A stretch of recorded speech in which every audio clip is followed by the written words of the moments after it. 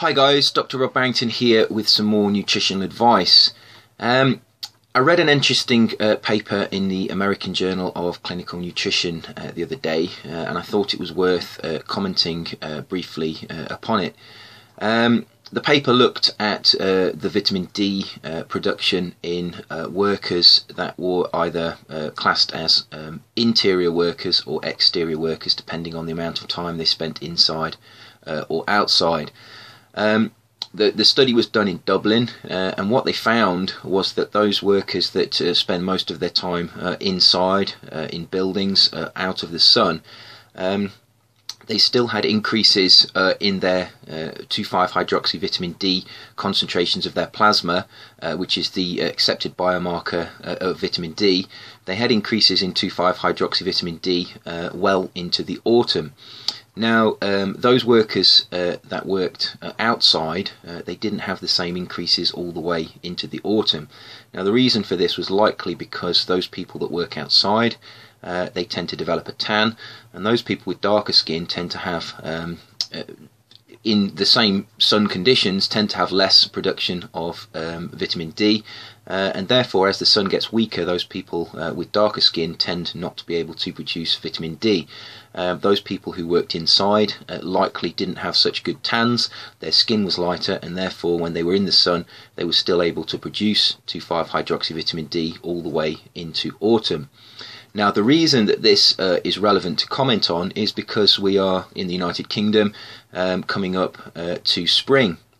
It's still reasonably cold, there are cold days, it's still wet and damp, but it's getting lighter, and when you go out and the sun is actually out, it is actually quite warm, and you can feel the sun on your skin, and that means that you will be producing vitamin D subcutaneously, and that means that you will be increasing your plasma concentrations of 2,5-hydroxyvitamin D, and that will have all the downstream effects, metabolic effects of vitamin D in your body, and this will improve your health.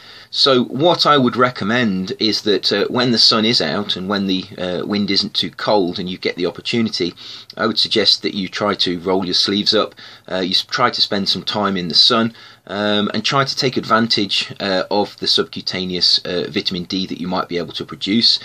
You're not going to produce vast amounts of it at the moment, but you should be able to boost your plasma levels.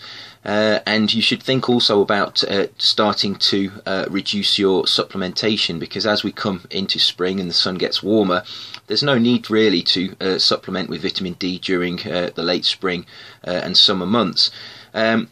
So as the sun gets warmer and it gets a little bit hotter and you spend more time in the sun, start to reduce your supplementation of vitamin D, and rely on the subcutaneous production of vitamin D, as it's a lot safer. There's a safety valve so that you can't overproduce it.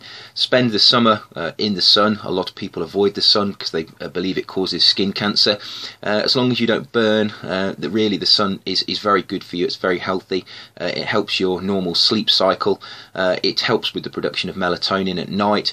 It helps obviously with the production of vitamin D, and it's been shown that those people who spend more time in the sun, as long as they don't get sunburn, they're generally healthier, and this may relate to the fact that they have higher levels of vitamin D, which is increasingly being shown to reduce the risk of serious Western diseases such as cardiovascular disease and cancer.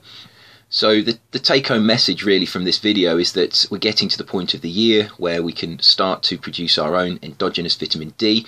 If you get the opportunity, perhaps in your lunch hour or when you get home from work, sit out in the sun, roll your sleeves up.